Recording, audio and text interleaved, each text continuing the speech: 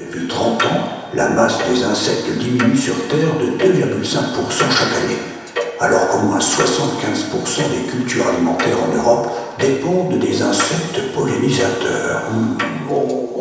Oh, mais c'est pas possible, Ils ne comprendront donc jamais l'importance de toutes ces petites bébêtes.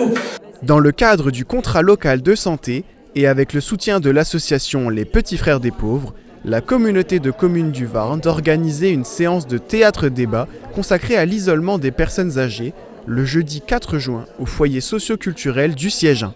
Aujourd'hui, on vient faire un spectacle qui parle de l'isolement des personnes âgées, qui s'intitule « La grande aventure de la vie ». C'est un spectacle en fait qui nous a été commandé par l'association Les Petits Frères des Pauvres, qui nous ont demandé de faire un spectacle pour parler justement de ce phénomène-là de façon ludique et quand même humoristique. Un phénomène quand même assez lourd, donc l'isolement des personnes âgées. Et on devait faire un spectacle et quand ils ont vu le spectacle, ils ont dit que c'est un bel outil de travail pour parler de ce phénomène-là. Et donc maintenant on joue un petit peu partout dans différentes villes du territoire, les Vosges, l'Alsace, la Lorraine, bientôt Champagne-Ardenne et peut-être même la Vendée. La France, le monde, exactement, parce que ouais, c'est un phénomène en tout cas qui touche de nombreuses personnes en France. Vous verrez les chiffres dans le spectacle, on va annoncer tout ça. Et dans le spectacle, justement, le personnage que je joue, donc le professeur Cornelius Insectus, que je commence à endosser un petit peu le personnage, eh bien c'est un professeur qui a fait le tour du monde et qui, suite à un accident, s'est renfermé sur lui-même parce que l'isolement, on ne tombe pas comme ça d'un coup dans l'isolement, ça vient petit à petit. Il était chez lui, il n'est plus sorti, il n'a plus vu de monde, donc il ne s'est plus rasé, il ne s'est plus habillé, il s'est laissé aller, on va dire, jusqu'à la rencontre de sa voisine du dessus qui est venue habiter là, donc Priska, et suite à cette rencontre, sa vie a changé, il a repris goût à la vie et puis il a ressorti tout ce qu'il avait dans sa tête, hein, donc l'entomologie, sa passion, et du coup après on a retravaillé ensemble avec cette voisine. Bref, happy end. Ce spectacle est suivi ensuite d'un débat.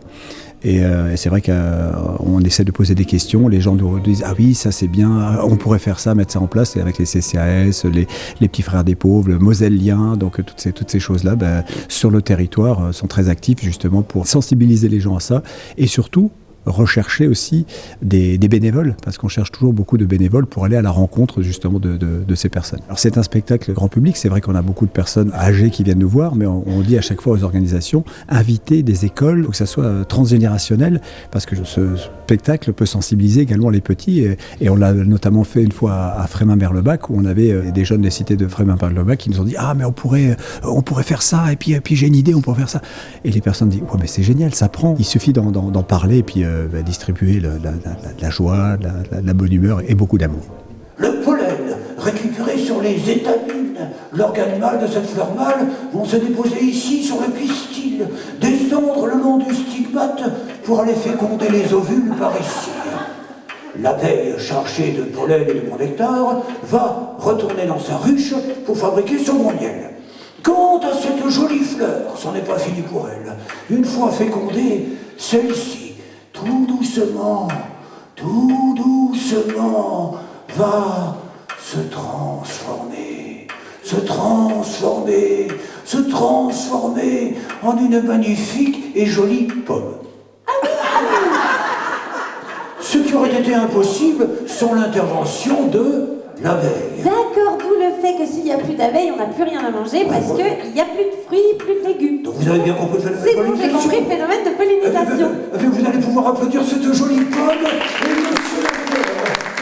On a bien sûr d'autres spectacles, donc avec notre association Multifonction, on a différents spectacles. On a des spectacles sur le thème d'Halloween, parce que en fait on est né dans un lieu que tous les Mosellans et toute la France connaît, au parc animalier de Sainte-Croix.